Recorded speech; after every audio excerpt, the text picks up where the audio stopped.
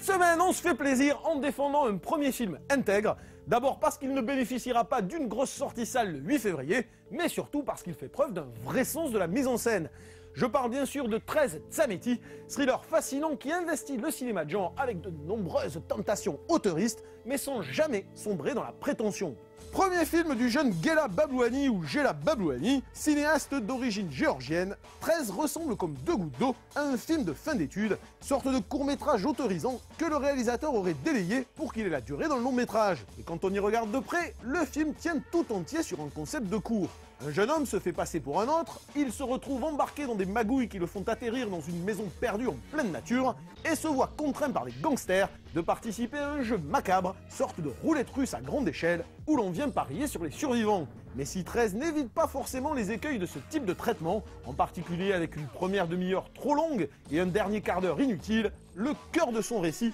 est si intense et son traitement si maîtrisé qu'on en oublie ses digressions contemplatives. Inspiré du cinéma soviétique des années 60, mais tout aussi influencé par le polar français et italien, 13 est un film complètement à contre-courant qui tente de retrouver la pureté visuelle du cinéma des origines par une maîtrise de la mise en scène hallucinante, où chaque plan est une véritable composition picturale, où les tronches patibulaires qui emplissent l'écran nous rappellent qu'une vraie gueule cassée peut être aussi un paysage, où le moindre travelling renvoie à tout un pan du cinéma russe. La grande force du film tient néanmoins dans son découpage, qui, loin de l'enchaînement syncopé de plans qui caractérise le cinéma de genre actuel, donne aux scènes de roulette russe une vraie dimension apocalyptique. Moi quand j'ai vu le truc, il y avait vraiment une réelle intensité, c'est pas du tout le type de filmage qui m'intéresse d'habitude, mais je vois ce truc-là, je reconnais que le truc il m'a pris au trip quoi, donc il y a quelque chose qui fonctionne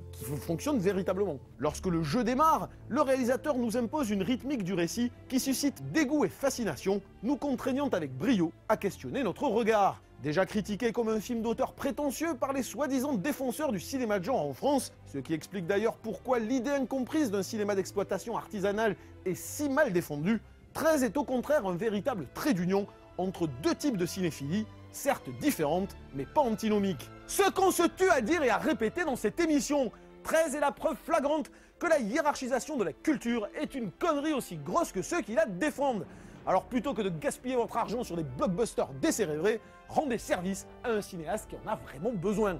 Le film, il l'a fait vraiment avec 2,50 balles, il a vraiment galéré pour le faire, et là, d'ailleurs,